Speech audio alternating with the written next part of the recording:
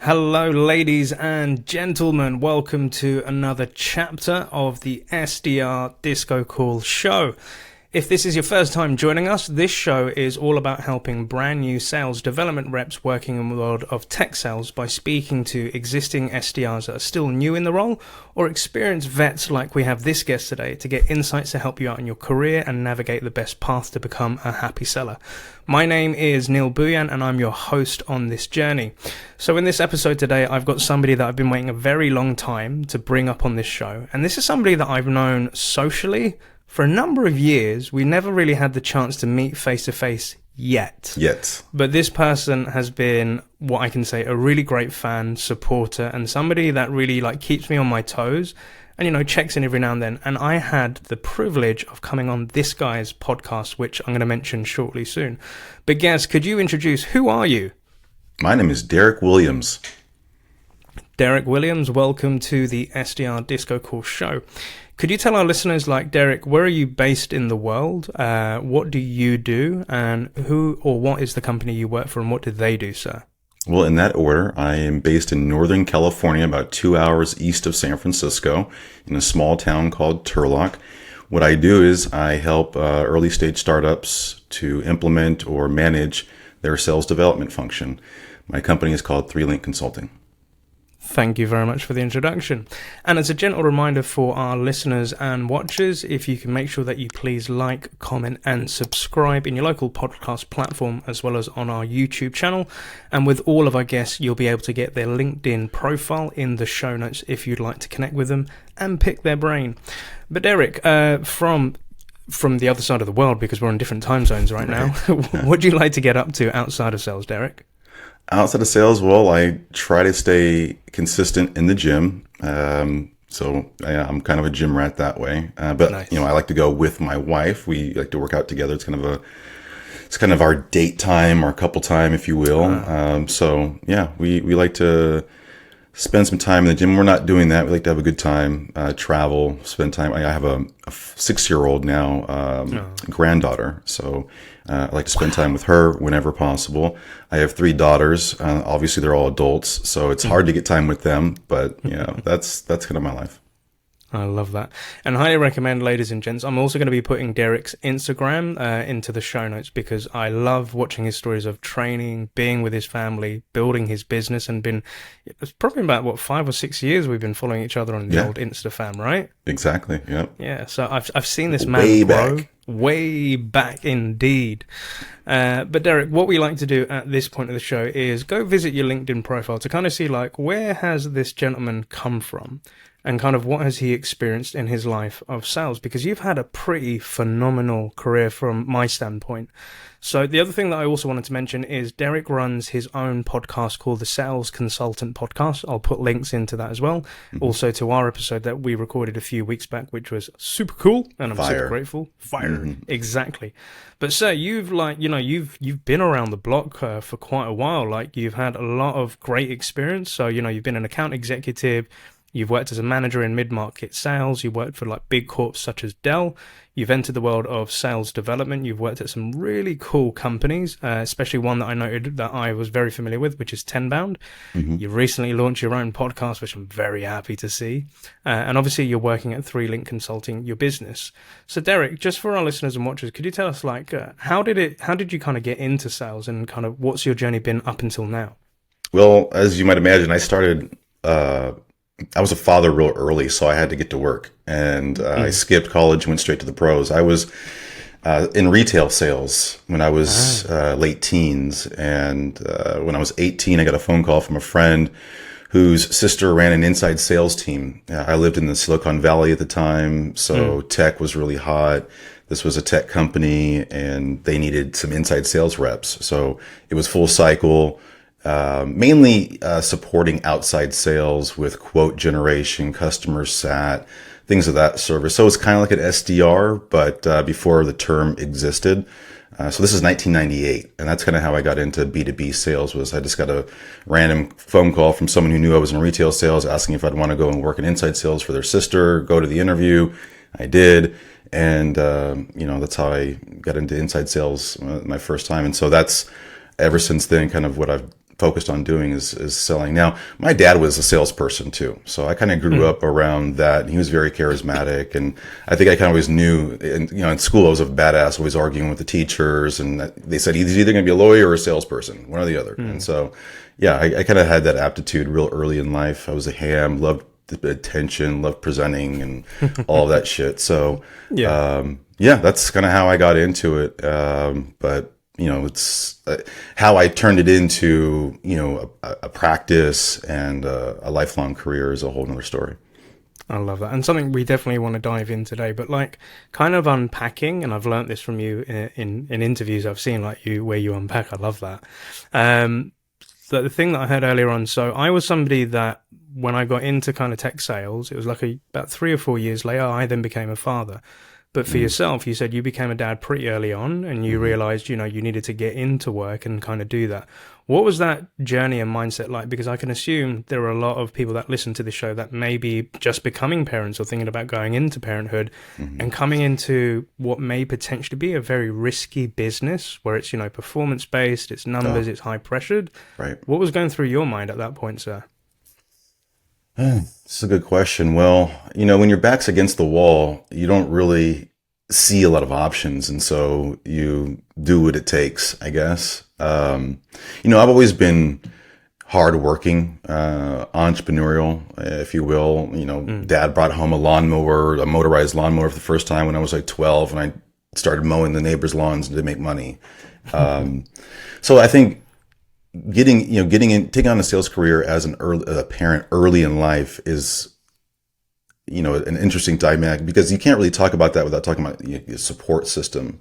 Because the only reason I was really able to go hard, if you will, in my sales career, because it takes early mornings, late nights, studying on the weekend. You got to master the craft. You got to learn the lingo and all these things. And I think the only reason I was really able to do that is because I had a good support system around me.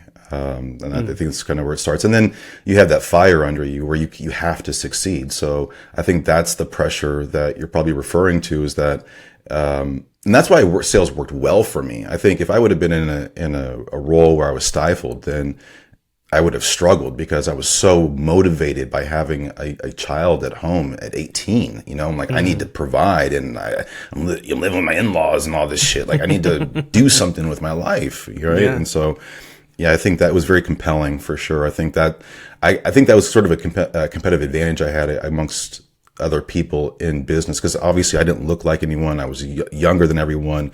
I wasn't as educated as everyone, but I had 3 times the motivation that they did. So I think using that as motivation is the advice I would give to someone who's going into sales and has a child on the way or a young child at home, and use it. That's your motivation. I didn't watch sports as much anymore. I went all in. I knew that this career could provide a lifestyle.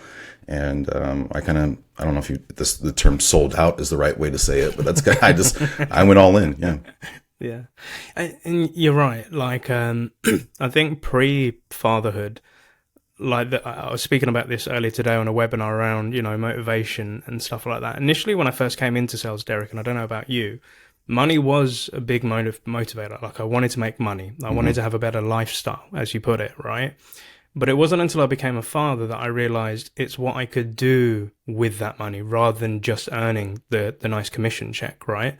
So if I was able to earn more, I was able to potentially look for a house, be able to provide clothing, be able to go away on trips and stuff like that, and afford to take time off because I was earning more as well.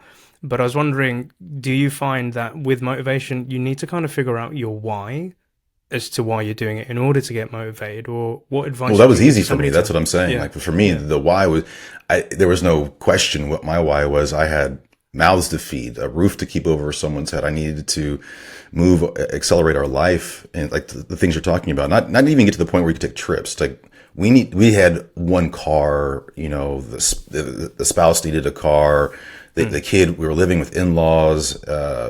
You know, it was like not the prettiest of circumstances. You know, you're young kids starting early in life. And so my why for me was real simple. I have a young daughter. That's my why. That to me it was simple. And I think that's what I mean by it being an advantage, because not everyone gets that early in life, right? Yeah. You're trying to figure things out, and it was figured out for me. Like it was obviously I contributed to the process, but you know, when that happens, you don't, you know, there are no other, that is your why, that is your motivation. And it's also not your burden, but your advantage. So I don't know. I think I'm going in circles a little bit about it, but that for me was how I leaned into it. No, I love that. I love that. And to kind of like wrap up on this topic before we move on with the rest of your journey. So obviously with some of our listeners, they may not be at that parenthood stage, or they may not be having that. If you're having like a young sales development rep or somebody who's coming into sales and they're trying to say like, Derrick, yeah, money is one thing, but I'm trying to figure out that why or that motivation. What sort of advice would you give that person? Well, I'd tell them to be patient. Honestly, don't rush the process. Sometimes you figure out your why along the mission, along the journey. You know, the why isn't always something that emerges early, and if you force it, I think you may land on the wrong why. But that's what comes to mind for me. I think that's the advice I would give someone, is if they were trying to understand that deeper sense of motivation, I would let them curate on it and think about it. Take your time, and be around the ones that you love. Do the things you love to do. And I think organically, that's where your why emerges if you're struggling to find what it is. Totally agree. And I think it's right to say that your why can always change. These goals and these motivators can change throughout your course and career. So like you're saying, I mean, I love my daughters. I have 3 now.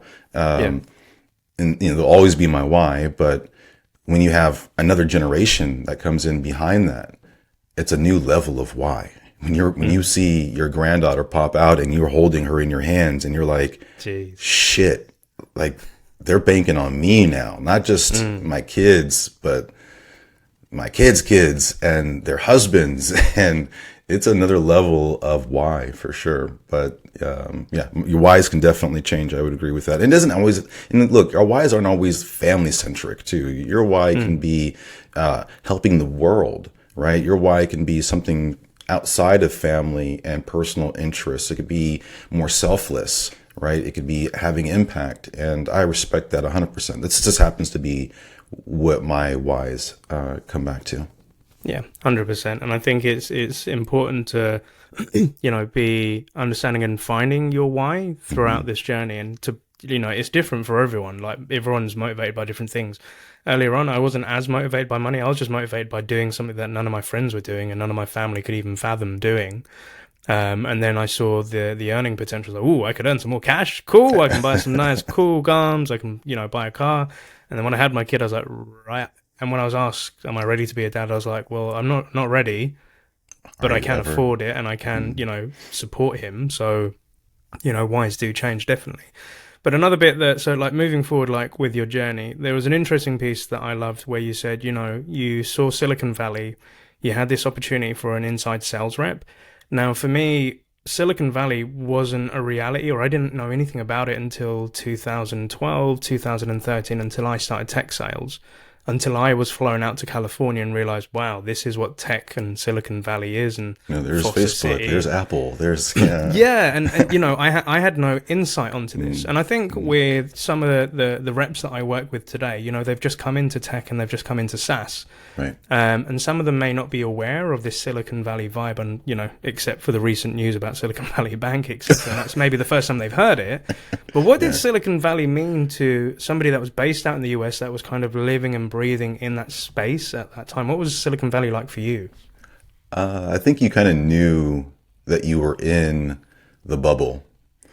it's not like anywhere else in the world that I've been where you're driving around your neighborhood effectively and you're seeing these mammoth organizations, Sony, Cisco Systems. These companies, there's some that I think about that were in my neighborhood, in my backyard. Literally, the Sony building had a basketball court in its parking lot, right? It's like an employee perk thing, but it was like an open basket. So that's where I would play ball at. I didn't go to a school. I played in the parking lot at the Sony building's not there anymore. But Cisco Systems, it's in that whole neighborhood, Zanker and Tasman. Anybody who's listening, who's from the Silicon Valley, San Jose area knows what I'm talking about. Yeah. But that's what it was to me. Like you were immersed in this bubble of technology. It was all around you. You saw it. You couldn't not see it. And you knew it was different. And you saw people getting rich effectively. The joke is you saw the janitors becoming millionaires because of these IPOs left and right around you. And so when you grow up in Silicon Valley, you get enamored by the idea of joining startups and having an exit and having that balloon equity payment at some point, right? So and you learn about this early. I mean, you're in high school thinking and talking about this shit because your parents did it or something. Oh, wow. So I think that's what it meant, was that you knew you were in a special place. Now, Silicon Valley, it's spread, if you will. Austin has its Silicon Valley, Boston has its Silicon Valley, and what it means effectively is that you have these emerging technology companies combined with a lot of venture capital that is in the same neighboring area. So in Palo Alto, for instance, which is about 30 minutes up the road from Silicon Valley, San Jose, Santa Clara area, you have like the mecca of venture capital. And, Andreessen Horowitz is a big name that some might know of, that they're based out there. So, and so you have the combination of a lot of venture capital and a lot of startups. And so then you have people from around the world who embark onto this area to start their business. Because literally the Apple campus, the new Apple campus that looks like a big donut now, or a spaceship they call it. It's almost next door to where our hospital was. We with a Kaiser, and around the corner was Apple.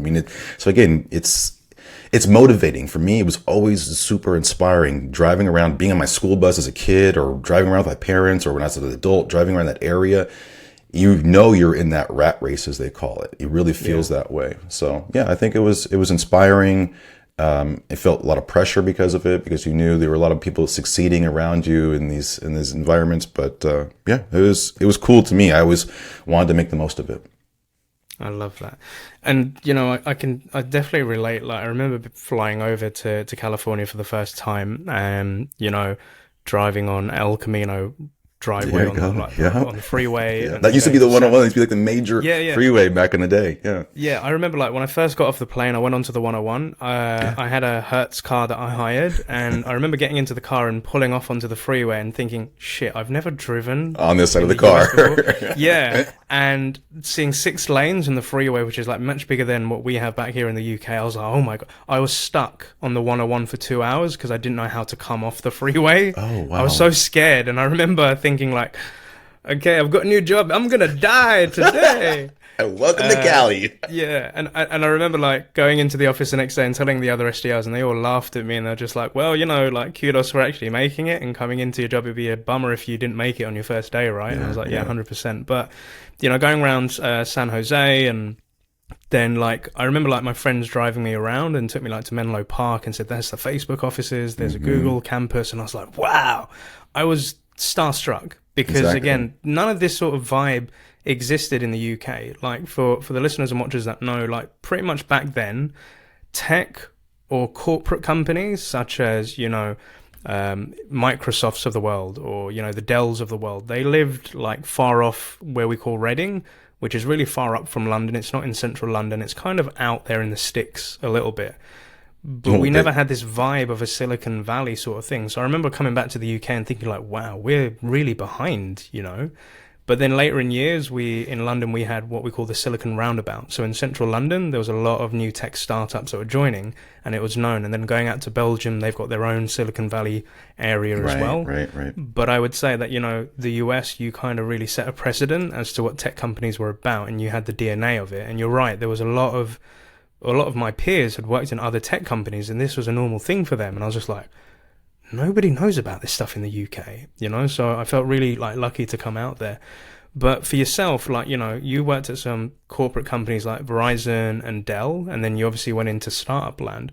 Tell us a little bit, in a few minutes, what was it like working in tech, and then talk about that transition into the startup space. Well, big tech and little tech are a lot different. It's enterprise, hamster wheel, glass ceilings with the big companies, and then a lot of hats and networking and skill building in startups, and a lot of early mornings and late nights. And quick note, don't join a startup looking for work-life balance. For those that are joining startups, that's not how it works. I want to come back to that point in a minute, but please go on. Yeah. So I appreciate my big tech time because, by the way, I came to Dell by way of acquisition. So I was with a smaller company that was relatively a small company, but had been around for quite some time. And then it was acquired by Dell. And during the time that Dell was acquiring a bunch of companies, I think in 2 years, they acquired 20 some odd companies. But you get a lot of training, which is really good. You get a lot of professional level training and guidance. You get to be part of, these large groups of people, right? You build a very vast network of connections. I liked working with big tech organizations for sure, but in a small organization, if you're built for it in terms of the pace, you learn a lot more, a lot faster, and I think you have a lot more fun if you're up for that pace. A large organization, you have a very specific role. It's not so spread, right? You have different people who do all these different things. So you think about sales operations, it's 100 people, just for one product, just for one region. And so it's very built out. And when you go into a startup, what I loved is that I get to be sales operations. I get to be the sales manager and trainer. I do onboarding. I don't have to send them off to someone else to do onboarding. And that's the advantage of kind of being in a large organization sometimes, is you get to see what good looks like. You see it operationalized at scale. And then that's what I think brings an impact to smaller organizations, is now we can help kind of grow to that. Because we've seen what it looks like, and that's what I was able to do, and so I appreciated that journey. So I had been with small companies. The company I mentioned with, my first one, it was a small organization. Most of them were SMBs, even mom and pops selling, and then getting on with Verizon in 2005, 2006. That was a big change. Before that, Language Line was a mid-sized company. It was not so big, but it's a complete night and day perspective, right? Some people are far better in a large organization, right? Yeah. And I think that's my point, is if you're thinking about getting into tech and getting into a startup, as an SDR, as an example, and hear this a lot, and they're in other fields like retail, real estate, or you name it, restaurant, hospitality, and they're looking for some sort of balance because they're working crazy shifts and schedules, and they feel like if I join a startup and work full time, I'll work Monday through Friday, and I'll have this fluffy gig where I'm making a lot of money. Yeah, I got to cold call and do the stuff, but I'll have more balance. And that just goes against everything that startup stands for, right? When you think about a startup, you should think about that band of brothers in the garage building out Microsoft, right? Building Google. That's what startup life is like, where it's everybody weighing in, doing what it takes, and working the extra mile to get this thing where it needs to be. Having 50% growth expectations, once you've taken on some venture capital, those expectations are real. It's not fun anymore, and you don't have that level of pressure a lot of times in a big organization. Right. I mean, I'm sure you do. Don't get me wrong. I was a manager and I had to manage to that accountability and that some of that pressure at times. But I can tell you, like, it's a lot more high pressure, I would say, in a startup when you're trying to grow at the scale that they are. So, enjoy that though. And some people would thrive in that type of environment. It's exciting to them. So that's a perfect fit. But if you're trying to coast, it's not going to probably be a fit in most startups that are trying to grow fast. I agree. Like, it's funny that we're having this conversation because I was coaching an SDR the other day, and I'm helping that person in terms of finding a new role within tech. And in the first call we kind of had, I just said, like, what are your career aspirations? Where do you want to be getting to? And this person said to me they would like to work for a company like Oracle. And I paused for a minute and I was just like, okay. And this person had no tech experience prior. They've had a little bit of sales experience, but they really aspire to go work for a big dog like Oracle. And I was just like, I paused in the session. I was like, really? And I was just like, tell me more. Like, what is it about Oracle versus, working in a startup? And that person said, they're still fairly new to this idea of working in sales and, joining a company. But the reason being is a couple of their friends work in Oracle. They have good high paying jobs. They love the professionalism. He was talking about, they have this great onboarding and training program, which is like world class. Yeah. And he wants security, for the long run, because we've gone through a recession. We've come out of a pandemic. He wants something a bit more stable. And a part of me irked a little bit because I was just like, but you just don't know the thrill and the ride of a startup, dude. Well, and then don't think that big companies, just because big companies have money doesn't mean your position is stable. They lay off in droves. Yeah. And we've seen it with big tech giants where they've laid off like 10,000 people like in one swoop. But I had to kind of open my mind up for a little bit and just, figure out, does this person really know where they're going to, or do they just want a bit of perspective, right? So I kind of walked them down the road of, okay, I can completely agree with you. They are world class. They have great training organizations and programs. And I've worked with a lot of people that have come from these companies and then gone into startups to help build those out, right? Right.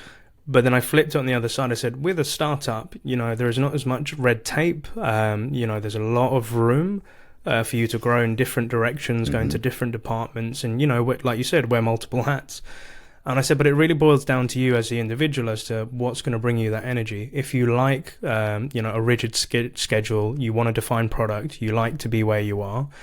And I didn't say in so many ways like coast, because sometimes I see it as a place to go retire because, you've got a set job, you've got a nice salary, etc. But I just said to him, like, what is going to bring you the most energy? And when I kind of gave the pitch of startups, that person then asked, what startups would you recommend?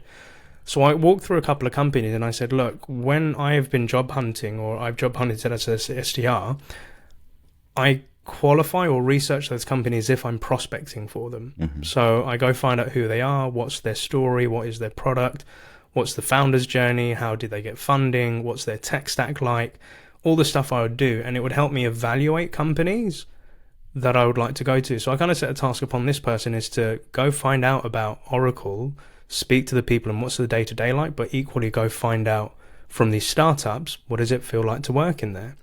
And most of the feedback, to your point, is you tend to move much faster and you learn a hell of a lot more in a startup than you would perhaps say within a corporate company. And again, it's different for everyone depending on what you want, but luckily that person then saw the light and they went down that route. But if someone came to you, Derrick, saying, Derrick, I'm trying to figure out whether to go into corporate sales or I'm looking to go into startup sales, what advice would you give that person to help, make that decision or choice?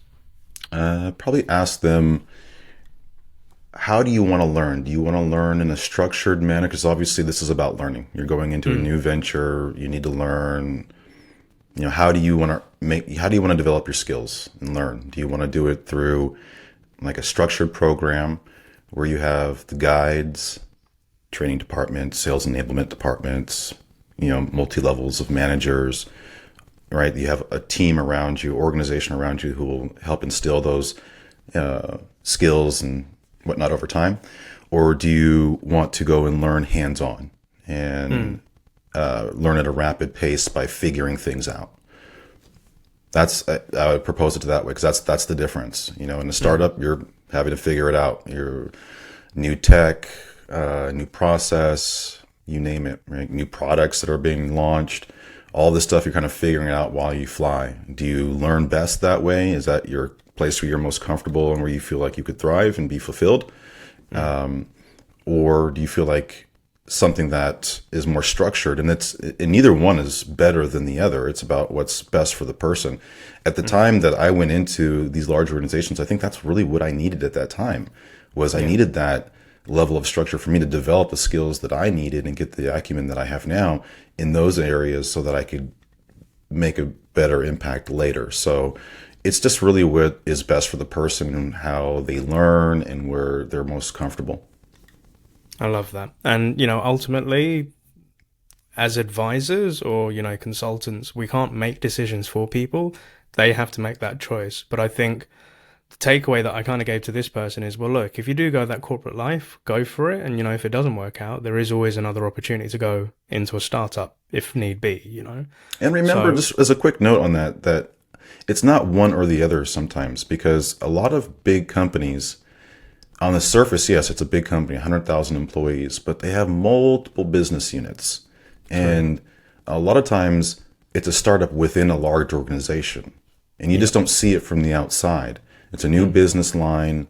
And so they've acquired maybe a smaller company that they've brought into the business, and now they're trying to, rapidly bring it to new markets. And they are building out a whole new part of their business around that. I heard in a McKinsey podcast yesterday that one of the top priorities for CEOs, 8 out of 10 CEOs, one of their number one priorities are new businesses, not new business. We think about new business, new logos and things like that. But as a CEO is taking your brand, your company, and creating new businesses. And that's what I'm kind of talking about, is you have these large entities that have multiple business lines. And so sometimes you can get both in a large organization. You can actually get a startup feel and vibe for this new line, this new business unit that's coming on, and whether it's being built out organically or if it's being built out by acquisition. Either way, it's typically this really accelerated path and a lot of excitement and jazz around it because it's the new thing. So it can have a startup vibe within a large company. You're very right. And I hadn't thought about that for a while. You're right, because a lot of these big companies acquire smaller startups and products into their own portfolio. And we've seen that with the likes of Oracle, Salesforce, etc. They've done it millions of times. And Mark Benioff's a very happy man. So coming on to the next point, because I think your journey and your experience is going to be very key for a lot of our listeners, because I coach a lot of SDRs where I ask them the question of, you're an SDR today in 12 months or, a couple of years from now, like, where do you see yourself? And some would say an account executive. But most recently, I'm hearing more from my SDRs is they'd like to enter leadership, such as an SDR manager or a director of sales one day, because they're the first person on the ground now, and they envision 15 people reporting to them in the years to come. For you, what is it about that? Let me take a step back. How come you decided to go into sales leadership, and what does sales leadership mean to you, Derrick? I think that's a really good question. There's a lot of different things here. So I felt a calling to be in leadership early in life. So I think that is part of it. I knew early on in my career, once I got into sales, that I wanted to be a sales leader. And I think that just, again, it stems from my fabric of who I am in life and how I came up, and my influences was, leadership was a big focal point of growing up. So I think there was a natural tendency there, and not everybody necessarily has that natural tendency. They might think of leadership as more money. And for me, it was more impact. It wasn't about money. It was more about, I get satisfaction, fulfillment, literally from helping people figure things out and helping people crack the code and seeing them do cool things with the information that I help them with in any capacity, whatever that looks like. It's probably why I'm always lecturing my daughters and stuff. I'm just always, trying to instill that in someone. Yeah. But I think that set off early. And I think that stemmed from being really passionate about sales And then people around me seeing like, well, how are you figuring this thing out? Because again, I wasn't like everyone else. I wasn't educated like them. I wasn't as old as them. I didn't look like them. And they were seeing me have this success and like, what are you doing? And I think embarking that knowledge and that experience and helping people was a piece of it. So I think that's good. That's kind of what, so for me also, I had some shitty managers and I had some really good managers, and there were really good managers. You know, you hear the stories a lot about that teacher who made an influence in your life. Well, for me, I had a couple managers early in my career. Mark Whitcomb, Guaranteed Express, is one who comes to mind, that were just great human beings, and they brought the best out of me, and they helped me change my life around. Again, going back to the holistic picture of things. And I wanted to have that kind of impact on that coach-like impact on people, right? And so that's really, I like being good at sales, and I love the game, but I love more is to just see people succeed and being part of what helped get them there, if that makes sense. If that's, it may be self-serving. I mean, it might be, but I get my rocks off on seeing people win on the advice I gave them. I'm sorry. No need to be sorry. I can totally relate. I love seeing people win from the advice and information you get. And they will always come back to say, oh, thank you, Derrick, or thank you, Neil, so much. And I'm just like, I did nothing. Like, you're the one that executed exactly. it. I'm just happy that you listened, right? Mm-hmm. But I'm glad you got the outcome at the end of the day. Yeah. Yeah, 100%. And I think it was a bit of a stark difference for me because I feel that I was forced into leadership because I just wanted to become an AE, and my manager was like, no, not right now, Neil. I think you'd really do well in like a manager position. Yeah, the thing though is I think my career is much different than most SDR managers. I had already been a full cycle rep. I had already managed full cycle reps, inside reps, outside reps, and had a remote team. And so I came into sales development management with kind of in like a reverse order, if you will. And so I think that is one thing that kind of sets me apart in that realm. But I would say this, the SDR that wants to get into SDR leadership, but hasn't sold full cycle, it's doable. You can be a manager and you can be really good at top of funnel, but it's going to be really hard to bridge the gap, which is a part of this job as an SDR leader, is the cross-functional component, specifically with sales. And as a SDR manager, you are the team's representative within those sales meetings, within those QBRs or whatnot. They're inserting you typically into that environment as that representative. And if you can't relate to your sales audience, your customer effectively, then it's going to be really hard for you to have credibility on that side of the aisle. So I would really recommend someone, if they have the option, go the AE route, learn to close, carry a revenue quota, gain that true appreciation, maybe even have an SDR who supports you, who you can mentor and kind of practice that management skill set a little bit on a small scale.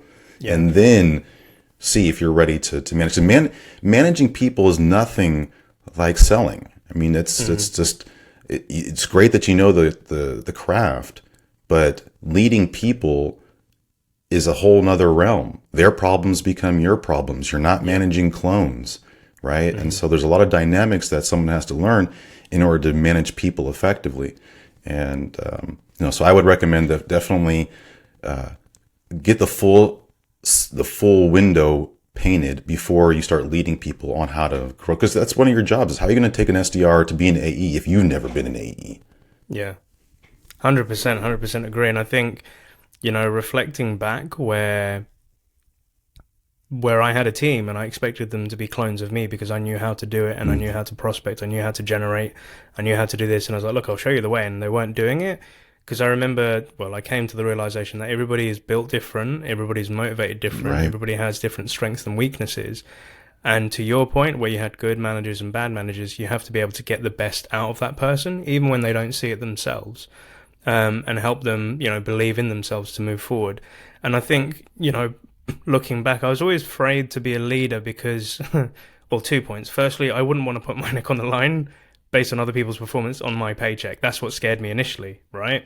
Getting things done through other people. Exactly. Yeah, exactly. Where you feel that you could just, do it on your own. And then secondly was being put in the spotlight and being deemed a leader, it made me feel really uncomfortable because I just felt like, hey, I want to work with everyone on the same side as me. Like, I want us to move together forward. But then there have been moments in my career where I'm like, I've had to step up as a leader. So, batting for somebody that could be on the firing line, or motivating that person to see the best in themselves, or helping that person get that promotion and selling it to the go-to-market team as to, we should really promote this person because I think they're now ready to move forward. And those are the leadership experiences I've come through and I've learned. And you know what, hands up, I've made big mistakes in my time, but I've also learned from them. And I've been that bad manager. Shit. Yeah. Exactly. But it's, constantly asking your reps for the feedback of how could I be a better manager, or how could I, help more. Yeah. And time again, it was just more of, Neil, I want you to get into the trenches with us. I want you to help me figure out this sequence. I want you to help me figure out how I'm going to progress and get promoted. I want you in the trenches with us. Whereas trying to be a sidestep coach where I'm just like, seeing it from the viewer's perspective and not actually getting involved, that's where I realized I had to kind of really roll up my sleeves and help out. But kind of wrapping up this topic, for those that are thinking about leadership, what would you say what are the things not to get into leadership for? So if you want to be a leader, these are the reasons you should not want to get into leadership if it's not fit for you. What would you say those reasons are? Money. You don't optimize for income getting into leadership. Matter of fact, you probably make more money than your manager if you're a top performing rep. So don't get into it for money. Yeah. Don't get into it because of your ego, right? I'm the boss, I'm the manager. I made that mistake. New sheriff in town, you're going to do it my way. You're right. I mean, if anything, it's you get into it to be of service. Especially frontline middle management.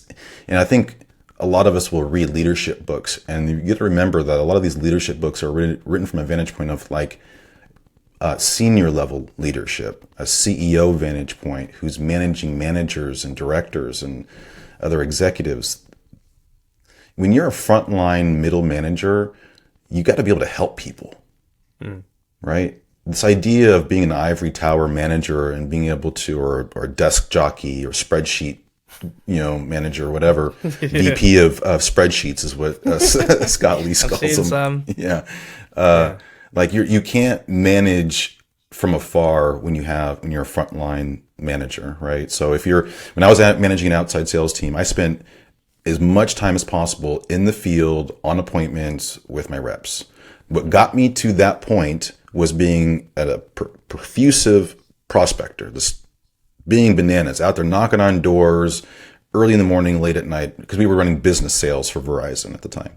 Yeah. Right. And so getting out there and finding those SMBs, mid-sized companies, and getting in the door with them. And so I loved the prospecting. I loved the hunt. So I kept doing that as a manager. And I think that's what set me apart as a leader at Verizon, and why I won awards and whatnot was because I was in the trenches with my reps.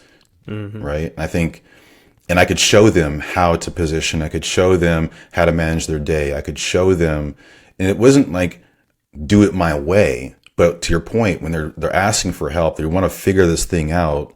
And that's where you spend your time, is with those reps, those ones that are actually trying to crack the code and they want to do the work. You invest your time and energy to them because you'll get the most out of your investment. And I think, so don't get into it for money. Don't get into it for ego. Get into it to help people. Yeah, because I think going back to young Neil, he got into it because he saw a pay rise. He got into it because it was an ego thing to say, hey, I've earned my stripes. And when I went in with that mindset, again, as many people know that listen to the show, it really backfired on me.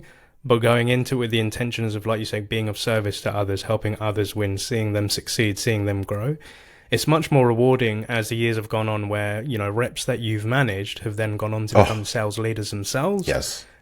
I had and Alana, if you're watching in, she was like one of my first reps that I coached when I became a consultant. And she's recently become like an SDR manager in the organization that I trained her in. Right.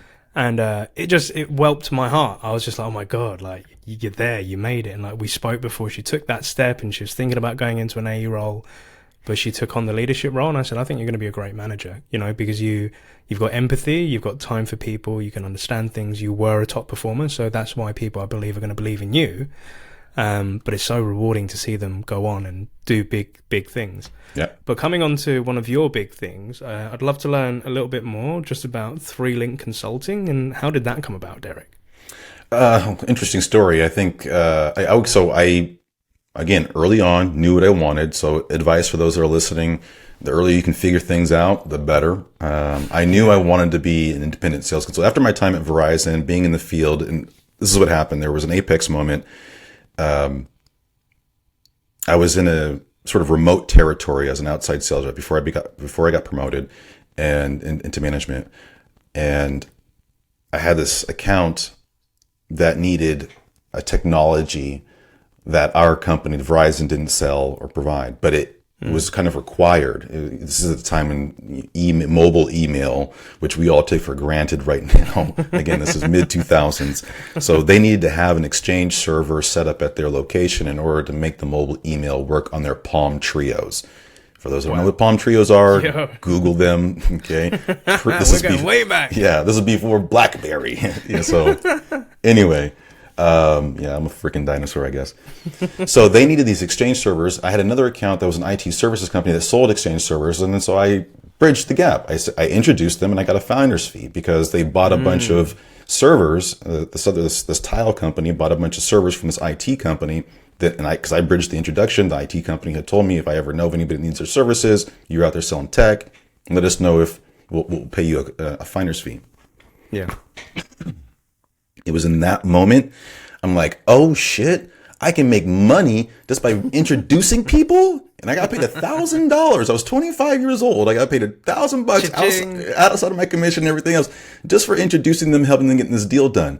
And I said to myself, damn, I can make a lot of money doing this. And I could do what I want to do, which is be an entrepreneur. I mean, I had entrepreneurial ambitions. I told you about the lawnmower story early in life. Yeah. And that's one of the reasons it's called 3Link, is because it's bringing buyers and sellers together and, being that third link, right? But it turned into more, right? I had 3 daughters. So I was born at 333. Me, my dad, my mom are Leos. We're the 3 lions.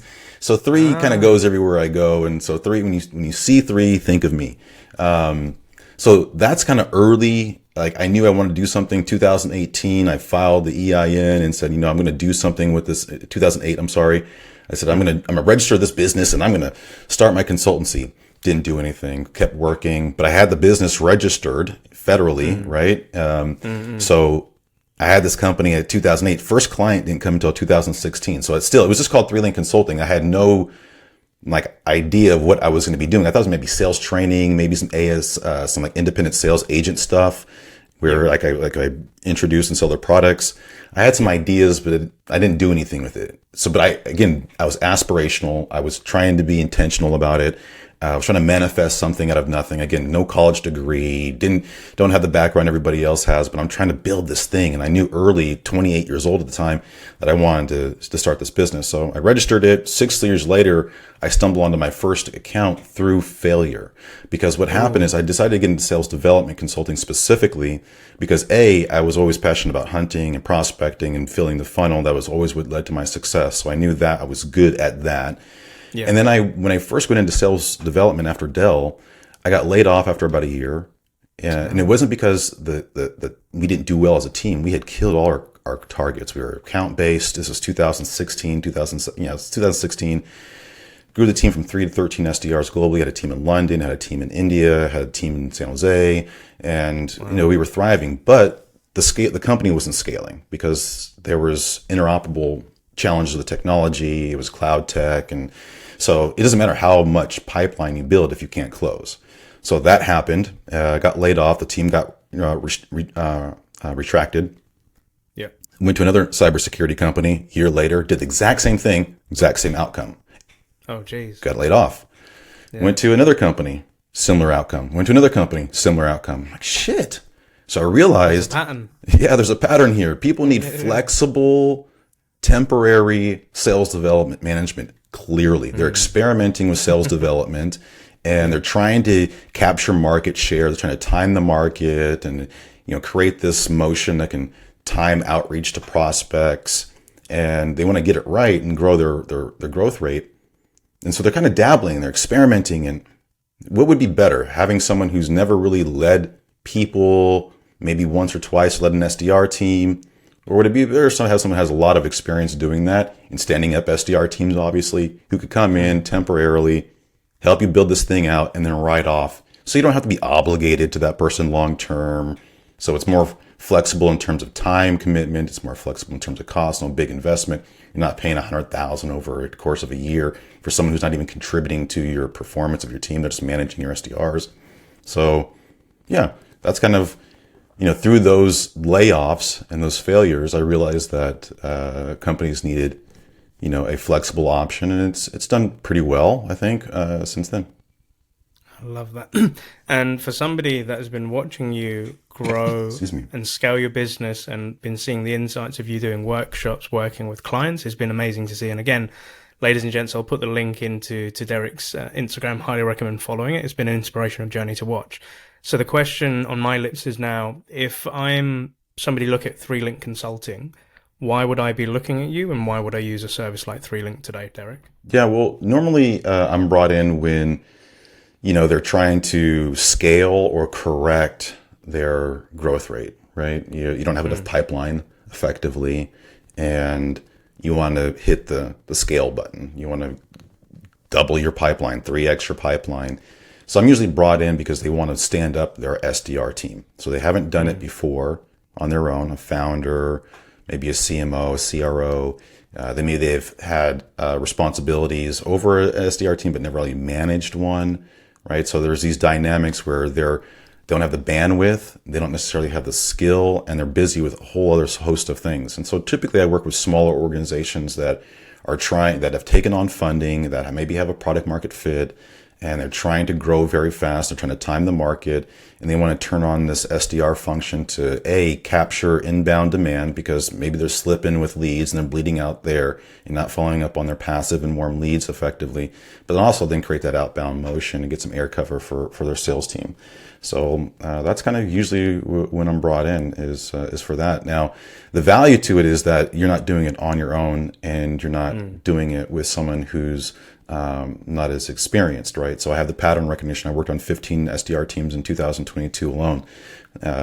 So that from that vantage point, I've seen the comp, right? I've seen the playbooks, and I can help construct them in a way that is tailored to the business's requirements, right? I've stood up the tech stacks. I'm double certified on Salesforce. I'm certified on SalesLoft. So that's a component of the service offering, is that it's not just writing a playbook, but I'm also standing up your tech and integrating the necessary tools.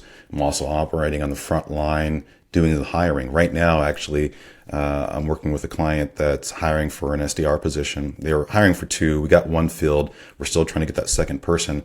But all together for this rec so far, we've had about 500 applications. I don't think a founder or a CMO has the time to sit there and look through 500 applications, nor do they have the pattern recognition of looking at SDR SDR resumes for years, the way that I have.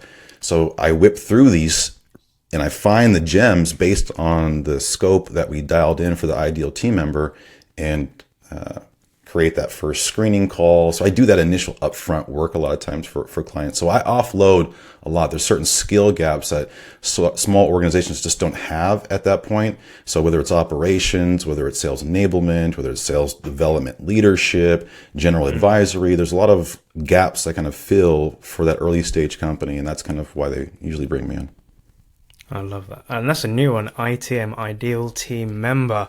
I was having a conversation a year ago with a VP of sales. Said we need to find an ICP of an SDR when we're hiring, and I love that.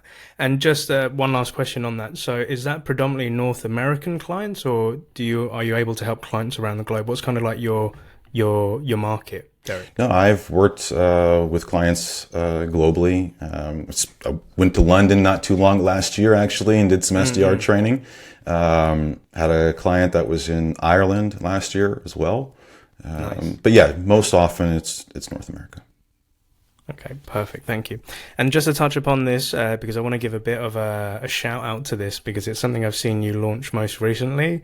And for somebody that was watching my IG stories and then coming back to me saying, hey, Neil, I'm going to do the same thing. I'm going to launch something. Could you just give us a little bit of a snippet as to what is the Sales Consultant Podcast all about, Derrick? Yeah, well, the Sales Consultant Podcast is all about researching challenging, tough problems facing B2B revenue teams and finding out what those solutions look like. And a good twist on the show is that we're also giving a sneak peek into the journey of sales consultants like myself and Neil and other people in the industry. So those are the kind of two storylines that we weave in to the show. Now, I interview a host of industry experts. I drop a series of interviews every week, generally 40 minutes, similar length to yours. But yeah, that's kind of what the Sales Consultants Podcast is all about. It's, coexist over compete. I like bringing other, some of us do the same thing. I do SDR coaching. You do SDR coaching. Yeah. Should we be rivals and compete with one another and not collaborate? Like, what the hell? So, I like building this platform where a lot of, sales enablement, sales trainers, the people who are in that advisory trainer capacity, can come share their story, share their best practices. And if you're looking to learn from people like that, right? If you're a revenue leader and you're trying to tap into B2B growth strategies that have been proven with pattern recognition because they're coming from, client consultants, and a lot of times that have been from, project to project to project, I think there's an advantage there, sort of a free consultation to that revenue leader. Mm-hmm. And then also for that revenue leader who's like aspiring to be a consultant one day, like I used to be. Like, I wish that I would have had a podcast that talked about sales consulting and what running that practice looks like, how to deal with clients, how to structure your pricing. So we get to unpack a lot of those things as well. I love that. So I'm definitely going to be putting links into Derrick's show along with the episode that I did with himself a few weeks ago. It was a phenomenal episode. You've had some great people like Donald Kelly on the show as well. And I'm just super proud to see that you took an idea. It's now coming to fruition. Thank you. My man's dropping like multiple episodes on a Friday. And I'm like, geez. Like, finishing strong, man. Casual Friday does not mean casual effort. Let's go. Yeah. I love it. No, yeah. The other thing I would say about the podcast, though, one more thing before I forget, is that often consultants, and I asked you this on our interview, is how do you get better? Right? I ask every consultant that question. How do you get better as a consultant? You're giving out a ton of advice to all these companies and people. How do you make sure it's fresh and current? How do you stay sharp? Right? I mean, I listen to podcasts, I read books, but what else? I mean, what is your thing?